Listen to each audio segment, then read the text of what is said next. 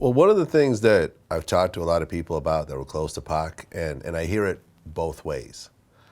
But some people say that Pac knew that he was going to pass soon, and that's why he had this sort of drive in the studio to get out as much music as possible, because he felt like he wasn't going to be around.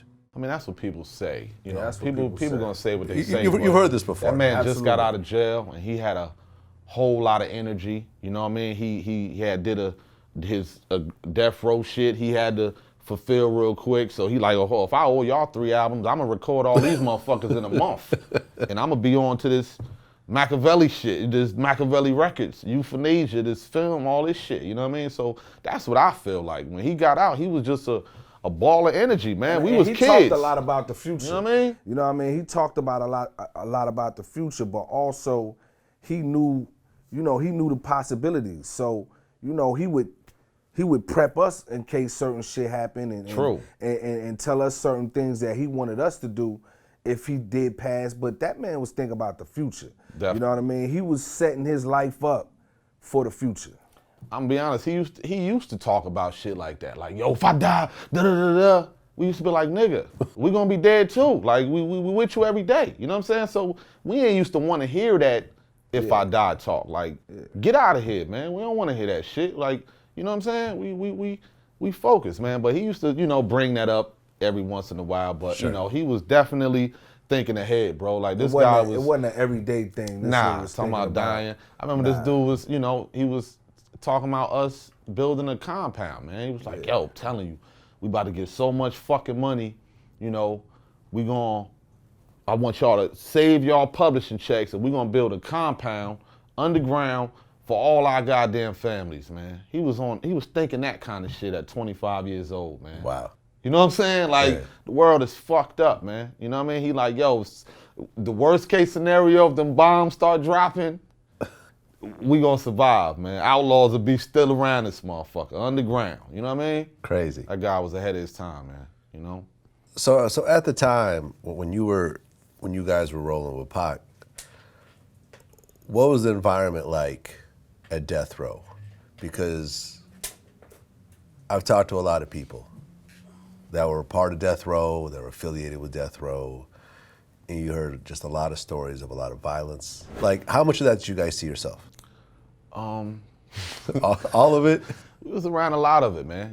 We ain't never get smacked up or no shit like that. You know what I mean? We wasn't going for none of that. But it was a lot of shit going on. You gotta think, everybody was young riders, man. So, shit is gonna happen. It's like you kind of used to that kind of shit. It wasn't nothing different from what's going on the streets. You know what I'm saying? Like, right, but this is a $100 million business. This is not the block where people are hustling over a few $100. 100% right, but you got block dudes that's here. Everybody is, from the streets. So it's shit just gonna happen. It's certain situations. People don't change overnight just because they get some money in their pocket and this shit turn corporate. Man. Well, a lot of the same rules apply, and it's never really discussed because hip hop has its lane and what people think about it. Supposed to be tough, but motherfuckers get smacked around in all walks of life. Right. Right, but for example, it don't just happen in hip hop. Okay, but for example, you look at TDE. Right. These are all Crips and Bloods, and you know what I'm saying, and so forth. You don't hear these same types of stories. I'm sure you don't know that. You don't know that. First of all, you don't know that. True. Because it's not. Just because it's not publicized don't mean it ain't happening. Right. Now, I don't know them and I don't know what go on in their camp, but I can assure you when you get males around each other and testosterone and you have alpha males and you have egos, cats gonna go box. Right. And they might come back in and love each other and still, continue to thrive and move on. Right. And then the story gets told years later and then you find out, you know what I mean? Niggas Shit was got getting real. their hat handed to them. Well, I can tell. On top of that, you gotta think, a lot of dudes learned from watching the mistakes Hopefully that they motherfuckers did. made. You know what I'm saying? So, it's good, man. You gotta learn from the mistakes that, niggas was doing at Death Row, man. It was a lot of dumb shit going on. I mean, but I could tell you that, like I've met Top, I've had conversations with him and stuff like that. Top's mentality is different than Suge's mentality. Of course. You could even look at their arrest records. You know what I'm saying? During and after. And you could clearly say that Suge ran Death Row much different than pretty much everyone else runs. And sometimes that's what it takes. It takes, a different kind of leader because the team is going to reflect the leader. You know what I mean? The soldiers is going to follow the leader. That's just how that shit go. Wow. You know what I mean? Even if dudes is leaders in their own right, it's always got to be somebody at the top, and the ship gonna go how the captain is steering it. Right, and Suge was at the top. Definitely, it was his company. Yeah. You know what I mean? Was Dre already on the way out when you guys arrived?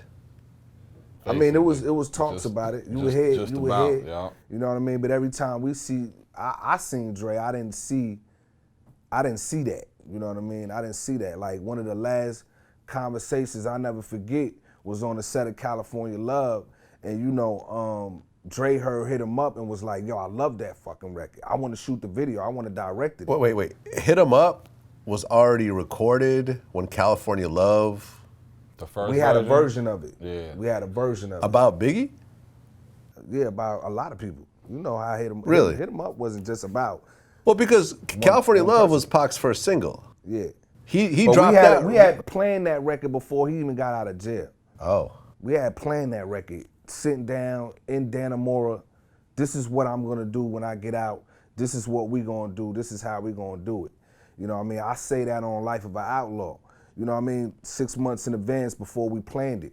Cause we had planned, you know what I mean? He was in there thinking. Nigga got a lot of time on his hands. So he got out, a lot of his moves shit, was already planned. And he just came out and implemented each one of them. You know what I mean? And it was still a whole lot that he didn't get a chance to do. But, All Eyes on Me, Machiavelli, Hit 'em Up, certain records that came out on All Eyes on Me were all shit that, we sat around and planned. Even the Outlawz as a group was planned before he got out of jail.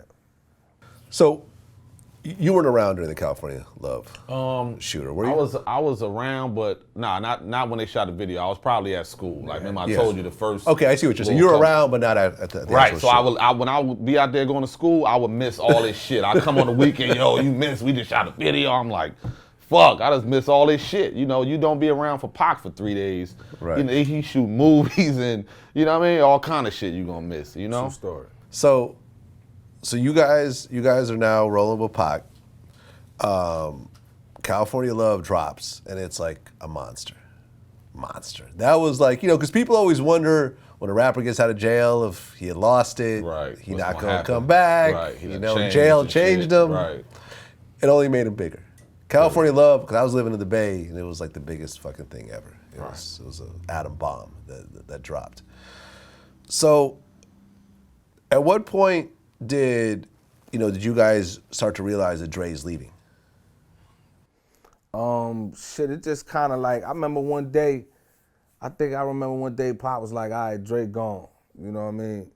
Dre gone, and he could have been talking to Johnny J like, yo, you gotta step it up now, you know what I mean? You gotta take it to the next level. Dre ain't here no more, you know what I mean? Whoop, whoop, whoop, you know what I mean? And us as soldiers, you know what I mean? Like, that shit we ain't care nothing about. You know what I mean? It was like, that was business we ain't have nothing to do with. So if Dre gone, so what? You know what I mean? We never really had Dre anyway. Pac never really had Dre anyway. So to me, it didn't really make a difference. You know what I'm saying? It was like, all right. Time to step it up. Take over Death Row. Yeah, you know what I mean? That's it. So, Toss It Up, that was on the Machiavelli album. Yeah. Right? And Pac basically calls Dre gay on that song. When you guys heard that, did Pac ever talk to you about that? About why he did that? Pac used to just go in the booth and do what he do, man. Yeah. You know what I mean? We'd be on the other side like, oh, okay, Wow. He going crazy. It is what it is. It is what it is. You know what's crazy about that song is that Danny Boy does part of the hook on that song. And Pac is calling Dre gay on that song. Danny Boy ends up being gay in real life. He knew somebody was gay. He probably was feeling the vibe like it's somebody gay in this equation. I don't know Throw who. it out of there. But there it is. Did you guys had any idea that the Danny Boy was gay?